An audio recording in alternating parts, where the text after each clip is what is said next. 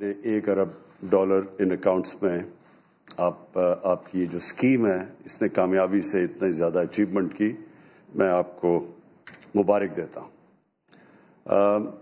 ये जो आपकी नई और इसको आगे बढ़ाने के लिए और ओवरसीज़ पाकिस्तानीज़ की पार्टिसिपेशन बढ़ाने के लिए जो आपने 2 रोशन अपनी कार और जो रोशन समाजी खिदमत, ये जो 2 आपने और प्रोडक्ट्स दिए हैं, इंशाअल्लाह ये कामयाब होंगे। और मैं ये चाहूँगा कि आप हमारे फाइनेंस मिनिस्टर शौकत तरीन की भी पूरी सर्विसेज लें, क्योंकि इनकी ये ख़ास, जो मैं इनको जानता हूँ, इनकी मार्केटिंग के अंदर इनकी ख़ास एक एक्सपर्टीज़ है। तो ये और इसके अंदर बहुत पोटेंशियल है, क्योंकि अभी तक आपने $1 अरब लिया और 1,20,30 हज़ार पाकिस्तानियों से, तो 90 लाख पाकिस्तानी बाहर हैं। और 90 लाख पाकिस्तानियों की अगर हम सोच लें कि एक फ्रैक्शन भी हमने इनका टैप कर लिया, मसलन हम 20 लाख तक भी पहुंच गए, तो ये फिगर किधर से किधर जा सकती है। तो इसमें बड़ा अनटैप पोटेंशियल पड़ा हुआ है, और जितना भी आप इसके अंदर अपनी out of the box thinking करेंगे, सोचेंगे, अपनी इसकी मार्केटिंग की चीज़ें सोचेंगे, तो ये मेरे ख्याल में ये ऐसी चीज़ है, ये हमें वो कुशन देगी कि हमें देखिए, हमारा मसला क्या पाकिस्तान का मसला ये रहा है कि हमने किसी ने भी जोर ही नहीं लगाया अपनी एक्सपोर्ट्स बढ़ाने के लिए। तो क्योंकि एक्सपोर्ट्स हमारी बढ़ी नहीं, वो असल में वो सबसे बड़ा एक रुकावट बन गई पाकिस्तान के आगे बढ़ने में। होता क्या था कि हमारी जैसी ग्रोथ रेट बढ़नी शुरू होती थी, वो जाके प्रेशर पड़ना शुरू हो जाता था हमारे करंट अकाउंट के ऊपर। वो जैसी वो डेफिसिट के ऊपर जाना शुरू होता था, सारी जो हमारी ग्रोथ रेट है वो इसलिए रुकती थी, वो जो बूम और बस्ट साइकिल था, कि हमें फिर डॉलर्स की कमी होती थी, क्योंकि जैसी जैसी ग्रोथ रेट बढ़ती थी, इंपोर्ट्स बढ़ती थी, डॉलर्स की कमी होती थी, एक्सपोर्ट्स बढ़ती नहीं थी। तो जैसे डॉलर्स की कमी आती थी, हमें IMF के पास जाना पड़ता था। और अभी तक गालिबन हम पिछले 30 सालों में कम से कम को 20 दफ़ा तो जा चुके हैं IMF के पास। और ये हमारी एक बड़ा अलमिया रहा है कि किसी ने लॉन्ग टर्म प्लानिंग नहीं की। तो जब तक हम अपनी एक्सपोर्ट्स को उस लेवल पे नहीं लेके जाते, जिस लेवल पे कि वो हमारी इंपोर्ट से ज़्यादा हम अपनी एक्सपोर्ट्स बढ़ाएं, तब तक हमारे पास सिर्फ रास्ता ही एक है कि हम ओवरसीज़ पाकिस्तानी, जो हमारा बहुत बड़ा एसेट पड़ा हुआ है, इसको किसी तरह हम इस एसेट को टैप करें। अभी तक बड़ी थोड़ी कोशिशें हुई, और शौकत तरीन जब पहली दफ़ा फाइनेंस मिनिस्टर थे, तो पहली दफ़ा इन्होंने रेमिटेंसेस के ऊपर कोशिश की, किसी तरह ज़्यादा हम रेमिटेंसेस ओवरसीज़ पाकिस्तानीज की लेके आए। अब ये दूसरी दफ़ा एफर्ट हो रही है, जो कि रज़ा आपने लीड ली इसके अंदर। अब हमें कोशिश ये करनी चाहिए कि हर किस्म की अपने आपके स्टेट बैंक के अंदर, शौकत तरीन आपकी फाइनेंस मिनिस्ट्री में, हमारी इकोनॉमिक पूरी एडवाइजरी टीम बैठी हुई है, हमें सारा वक्त ब्रेनस्टॉर्मिंग करनी चाहिए कि हम जब तक हमारी एक्सपोर्ट्स नहीं बढ़ती, हम किस तरह वो गैप इंक्रीज करेंगे, वो फिल करेंगे, वो गैप कैसे फिल करेंगे अपने ओवरसीज़ पाकिस्तानीज़ की रेमिटेंसेस से।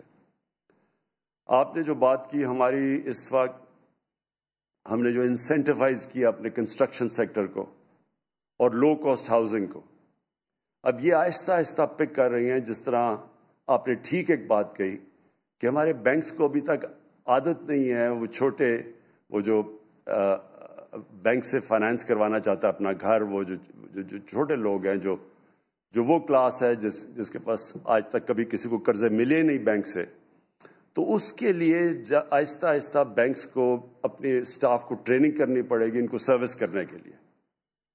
और जैसे जैसे हमारी कंस्ट्रक्शन में माशाल्लाह बहुत बड़ी बूम आ रही है, तो जैसे जैसे हमारी कंस्ट्रक्शन बढ़ती जाएगी, हाउसिंग की डिमांड बढ़ती जाएगी, हाउसिंग के अंदर ज़्यादा लोग पैसे लगाना शुरू हो जाएंगे, तो हमारा प्रेशर पड़ेगा जाके करंट अकाउंट के ऊपर, और हमारी इंपोर्ट्स बढ़ेंगी। और जब वहाँ प्रेशर पड़ेगा इंपोर्ट्स बढ़ने से, तो हमें वो पीरियड के अंदर बहुत ज़रूरी है कि हम ओवरसीज़ पाकिस्तानीज़ को टैप करें। इसमें ابھی بھی ہم ماشاءاللہ ہم نے پچھلے 1 سال میں ریکارڈ ریمیٹنسز آئی ہیں اوورسیز پاکستانی سے، سارے پچھلے ریکارڈز ٹوٹ چکے ہیں. لیکن یہ بھی جس طرح ورڈ وہ ایکسپریشن استعمال کرتے ہیں ٹپ آف دی آئس برگ، یہ بہت ابھی تھوڑی سی ہے جو کہ ہم ان کو ٹیپ کر سکتے ہیں. اور یہ وہ پھر سے میں وہ کہتا ہوں کہ وہ جب تک ہماری ایکسپورٹس اس لیول پہ نہیں پہنچتی تو یہ ایک ایریا ہے جدھر جو یہ اس گیپ کو فل کرے گا. تو اس لیے جتنا بھی اس کے اوپر انوویٹ کریں گے، سوچیں گے، اس میں برین سٹارمنگ کریں گے اور اس سب سے بڑے پوٹینشیل کو ٹیپ کرنے کے لیے اتنا ہمارے لیے آسانیاں پیدا ہوتی رہیں. ہمیں وہ کرنچ نہیں آئے گا جو کہ ہمیشہ آ جاتا ہے کرنٹ اکاؤنٹ کے اندر جب ہمارا وہ ڈیفیسٹ پہ چلا جاتا ہے. اور ہم سب جانتے ہیں کہ جب آپ کا کرنٹ اکاؤنٹ ڈیفیسٹ میں جاتا ہے تو سب سے بڑا پرابلم ہمیں یہ آتا ہے، ہمارے روپے پہ پریشر پڑنا شروع ہو جاتا ہے. اور جب روپے پہ پریشر پڑتا ہے تو سب کچھ ہماری جو گروتھ ریٹ ہے سب افیکٹ ہو جاتی ہے، جس میں جو ایک چیز افیکٹ ہوتی ہے انویسٹمنٹ، فارن انویسٹمنٹ. کیونکہ جب لوگوں کو یہ انسرٹنٹی ہو جاتی ہے کہ روپے کی اسٹیبلٹی نہیں ہے تو وہ جو باہر سے جو لوگ انویسٹ کرنا چاہتے ہیں وہ پھر ان کے لیے آسان ہوتا ہے. اگر انہوں نے ڈالر میں پیسہ رکھ لیا، ان کو کیا ضرورت پڑی انویسٹ کرنے کے لیے، تو وہ پھر ساری ہماری فیوچر گروتھ ریٹ، ملک کا فیوچر اکانومی کی گروتھ، وہ سب افیکٹ ہو جاتی ہے. تو اس لیے یہ روشن ڈیجیٹل بڑا امپورٹنٹ ہے ہمارے لیے. بینکس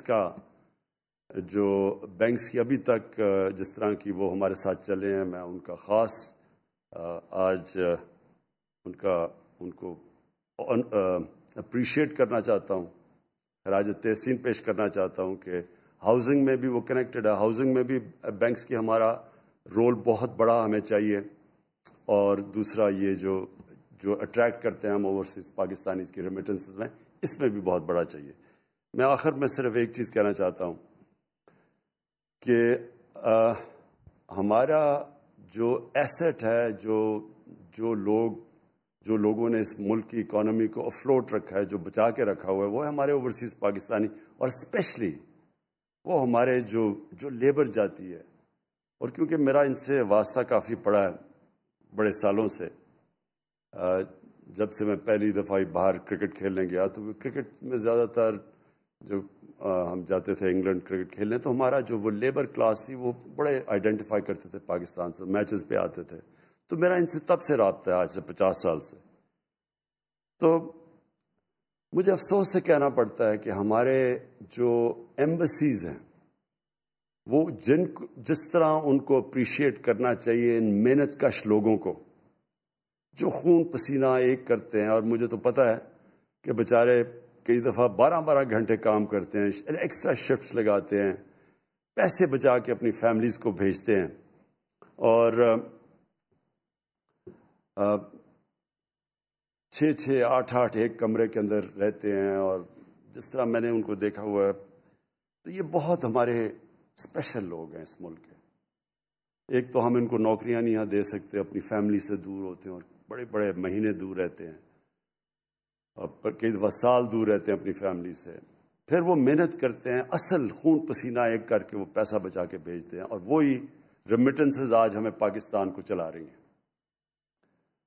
تو میں آج اسی پلیٹ فارم سے اپنی ایمبیسیز کو ایک پیغام دینا چاہتا ہوں جو باہر ہیں، کہ آپ کی جو سب سے امپورٹنٹ ڈیوٹی ہے وہ ان کا دھیان رکھنا ہے، جو ہماری پاکستان کی لیبر وہاں کام کر رہی ہے، جو مزدور طبقہ ہے.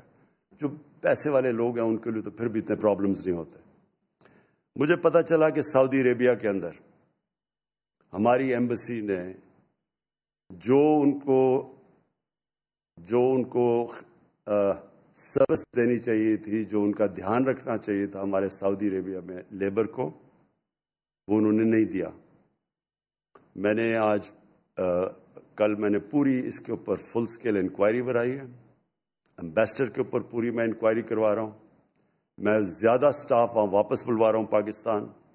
اور جب یہ انکوائری کے رزلٹس آئیں گے تو جو ذمہ دار ہیں، جنہوں نے مس ٹریٹ کیا ہمارے لیبر کو، اور جو ان کا کام ہے سب سے بڑا، ان سب کے خلاف میں ایکشن لوں گا. ایک ہم ان کی مثال بنائیں گے کہ یہ ان کا جو سب سے بڑا کام ہے ان کی مدد کرنا، بجائے مدد کرنے کے مجھے یہ بھی رپورٹس آئی ہیں کہ ان سے پیسے لیے جاتے تھے. تو یہ میں آج صرف اس لیے کہہ رہا ہوں کہ اس میں پوری انویسٹیگیشن اب ہو رہی ہے، بڑی ہائی پاورڈ انویسٹیگیشن ہو رہی ہے، اور جن جن لوگوں نے ہماری لیبر کو سے ایکسٹارٹ کیا، مسٹریٹ کیا، اپنا کام نہیں کیا، ان کے اوپر ہم ایک مثالی سزائیں دیں گے ان کو.